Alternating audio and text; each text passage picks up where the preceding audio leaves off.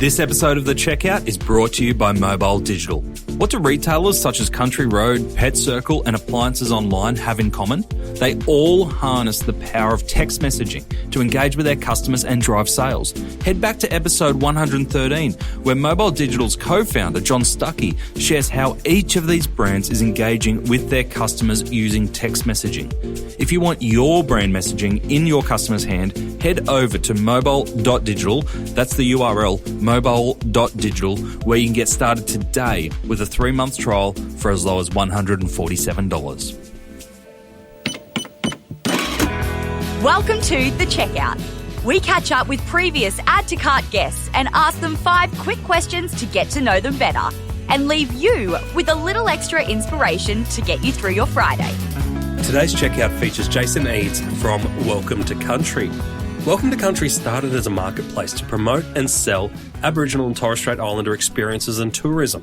However, over COVID, they've evolved their business model to also be a marketplace for Aboriginal and Torres Strait Islander products, including some of the best art, books, jewellery and food that's available in Australia. All right, Jason Eades, welcome to the country. Welcome to Country. Welcome to The Checkout. What a start. I'm going to claim your brand and you can claim The Checkout. Yeah. We're going to ask you 5 quick questions to learn a little bit more about yourself. All right, number 1. What is the weirdest thing that you've ever bought online? Well, I've been thinking hard about this, and look, I honestly don't know. I say that because these days nothing surprises me anymore, and because I think you can buy almost anything online. But you know, one of the things I love that I buy online all the time, and it's because it's a subscription service, is I have a subscription to a gin club. And so every 2 months, this lovely surprise turns up and I have no idea what's in it until I open it. And yeah, to me, that's awesome. I can go down to the local bottle shop and get that kind of thing, but I just love, when it comes. Yeah, when it arrives. That's cool. And putting you on the spot here as an additional question, has there been anything listed on the Welcome to Country marketplace that you've really gone, oh, well, I wasn't expecting that to come through? Yeah. Oh, wow. Where do I start? Like, there's so many things. Some of the food stuff that we've got in, we've got some food from a Torres Strait Islander business that's based out of Melbourne, but, obviously connection to the Torres Strait Islands. And some of the food stuff that comes in, the sauces and stuff, wow. The team loves cracking them open and testing them, right? So our lunch can get fun because of that. Good job. Yeah. And, we recently had some chocolates arrive, which are all filled with different flavours of Indigenous foods. And, man, our fridge is packed for that stuff. so bad and tempting at the same time. I've got a feeling you're going to get a few job applications through after people hear this. Yeah. Well, one of the other challenges, of course, is there's so many things on the site that you want to buy.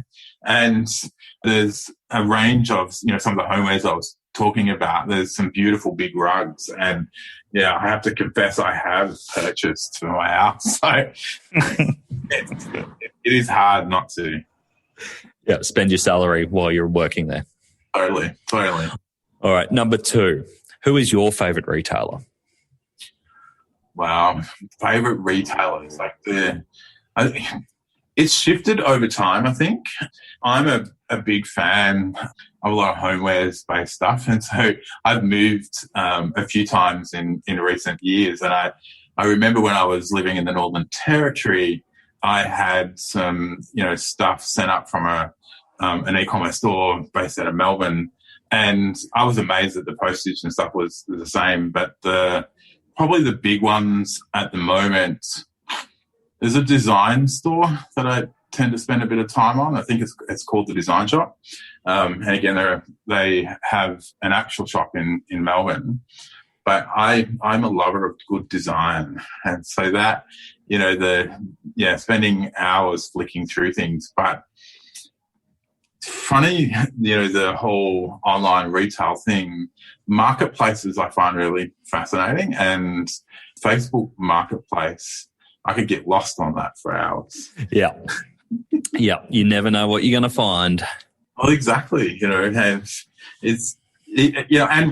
and more businesses are using it as a sales channel. Yeah, absolutely. All right, number 3. Which retail fad do you wish was history? Obsession with discounts. I'm not a fan. I have this discussion with my team all the time. If you have a good product and if you have a good story to tell and that impact kind of story, let it be the decision maker, not let discounts be the thing that keeps drawing people in. And it's such a shame in retail that so much of it is driven by, how much discount am I getting? And I think it's just a culture that's built around that. And I get it. I understand it. I understand how it, psychology level it drives people. But boy, I wish that wasn't the case. That people would buy because it was things that they needed, but also I'm a big fan of the ethical decision around what people are buying. And we talked a little bit about it in our main episode around that you tell the story of the creators and the founders behind the product that you sell. Do you feel that kind of insulates you from having to discount too much by having that connection back to the original source rather than other marketplaces who just list product? Most definitely. It is. I think it's our strongest selling point and differentiator between other marketplaces. And I make this point to people all the time. We sell books at the recommended retail price. Other booksellers, you can buy that book from cheaper. But people come to us because they know what we're trying to achieve and they totally believe in that purpose. And to me, that's really important. And it's the same with the products and stuff that we sell. If they're good products and they're priced properly, then discounts shouldn't be the thing that drives people to want to purchase. I'm not pretending that occasionally we don't do promotions, because we do, like anyone, but it's something that I don't want to see all over our site is the red tickets showing that this stuff is on sale. Because, I would rather spend the energy telling you the good story behind when you buy this person is impacted by your choice. And the story adds value because people, the more times, if I get this book from you and I know the story behind it and I can tell that story to 5 other people, I feel like I've got value from the product as well because...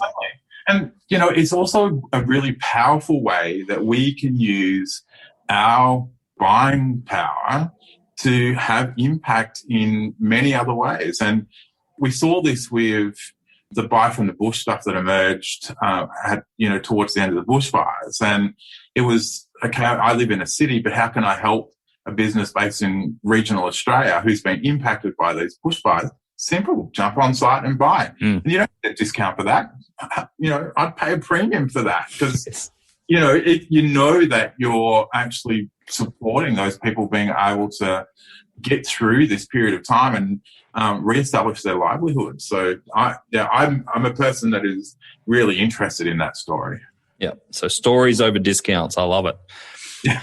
Number 4, can you recommend a book or a podcast that our listeners should immediately get into? Oh, goodness. I must confess I do not read as much as I should these days. And consume much more things online in terms of reading.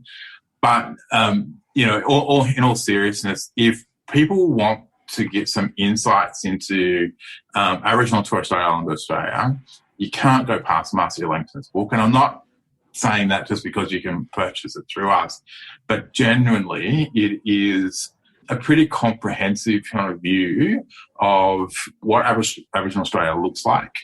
And for people who want to go and explore, it lists out some of the top experiences available in the country. Marcia is currently working on the next edition and it's due out later this year. And I'm excited to see, because I already know that the content has grown. There's more operators, and that's a story in itself. But, it's just a way of seeing the place that we live in through someone else's eyes and being really awakened to that. I think one of the things that often surprises me, most Australians would know more about overseas kind of history and stuff than what they do here. And part of that is around accessibility of the story and the narrative behind it. But also, I think just that ability to connect and find who to connect with. And Marcia's book provides a good way of inspiring people to get out there and have a look. Yeah, that's brilliant that she's coming out with a second edition too. I think that's really cool. Yes. All right, last one I've got for you. Finish this sentence. The future of retail is? Black business. Hey. I say that because I'm seeing a lot of Aboriginal and Torres Strait Island businesses really grow, and I'm really excited. We are seeing pop-ups appear in some of our big retail spaces. And like not NAIDOC just gone, but the one before, there was a pop-up at Broadway, here in Sydney, which was just awesome. They to walk into such a commercial space and to be able to see that, I know the community loves it, and that kind of accessibility. But we're also now starting to see some Aboriginal businesses be there all the time, and that is awesome. I love what you're saying there about celebrating and really showing our pride in the creativity and everything that goes around Aboriginal and Torres Strait Islander founders and creators. It's just awesome to see it come to the mainstream. I'll tell you a really funny story. So winding back to very early on in my work career, I worked in an Aboriginal centre, based in regional Victoria. And I would remember at an evening, when the lights were all off and we're sitting in the office and you're doing some work, people coming up to the windows and kind of peeping in to see what is this place. There was a curiosity, but also this kind of barrier around, can I actually enter this space? Can I engage in this space and the like? I think that has changed, and it's changing really quickly because of the way in which this accessibility has come about. So if, for example, there's an Aboriginal business that has popped up inside of a mainstream big shopping centre, it gives people permission to walk in, permission to explore, look at the products, ask questions, and in some cases meet Aboriginal people in the first time in a really different setting than they have before, to hear and learn about these things. For me, the challenge has been, how do I create that on an online kind of sense? A huge thing, I think, in terms of how you create that. But it is just changing the world for people, and that accessibility is really important. Yeah. Love what you're doing. Check out Welcome to Country if you haven't already, the marketplace for Aboriginal and Torres Strait Islander artists, creators, founders. Jason, thank you for joining us on the checkout. Thank you. Awesome. To hear more from Jason, jump back into episode 109, where Jason shares how businesses like Kip & Co. are developing meaningful and long-term win-win relationships with Aboriginal and Torres Strait Islander businesses.